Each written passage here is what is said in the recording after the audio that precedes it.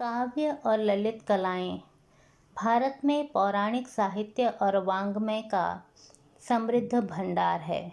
कवि या कलाकार प्रतिदिन उन कथाओं के प्रसंगों को पढ़ता सुनता है। वह आकाश, सूर्य, चांद, सितारों, नदियों, बादलों, खेत खलिहानों, वनों, उद्यानों, फूलों, फलों, पर्वतों, झरनों आदि प्राकृतिक वस्तुओं और दृश्यों को देखता है।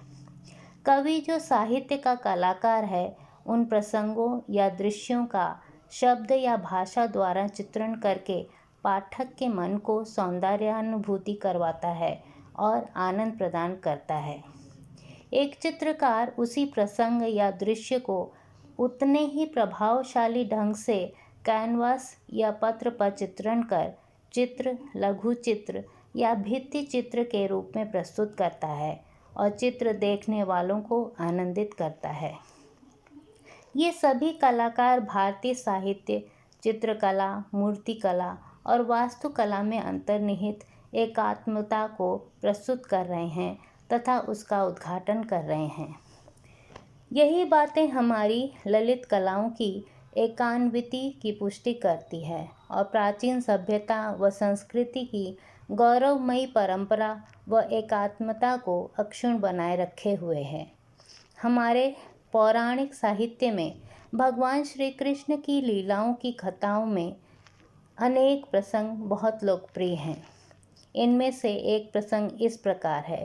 श्री कृष्ण ने ब्रजभूमि में इंद्र देवता की पूजा को समाप्त कर गोवर्धन पर्वत की पूजा करवानी शुरू कर दी। इस पर इंद्र बहुत क्रोधित हुए और उन्होंने असमय ही प्रलय मचाने का निर्णय किया। तब भगवान श्री कृष्ण ने गोवर्धन पर्वत को अपनी उंगली पर उठाकर गायों, गोपियों और ग्वालों की रक्षा की। इस दृश्य को महाकवि बिहारी ने अपने काव्य बिहारी सतसई में ब्रज भाषा में ऐसे चित्रित किया है। लोपे कोपे इंद्र लौ, रोपे प्रलय अकाल, गिरधारी राखे सबे गोपी गोपाल।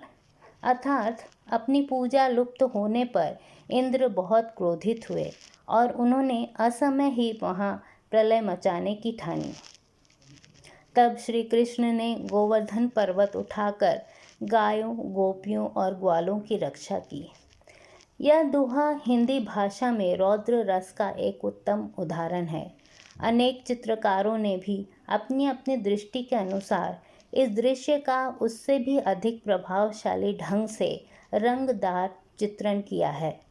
यह चित्र उत्तर में प्रत्येक स्थान पर देखा जा सकता है, परंतु संस्कृति की अद्वितीय विशेषता इस बात में निहित है कि इस लेखक ने अपनी यात्राओं के दौरान इसी प्रसंग के चित्र भारत के दूरस्थ स्थानों जैसे केरल और कर्नाटक के महलों तथा मंदिरों में भित्ति चित्रों और तक्षित मूर्तियों के रूप में देखा है।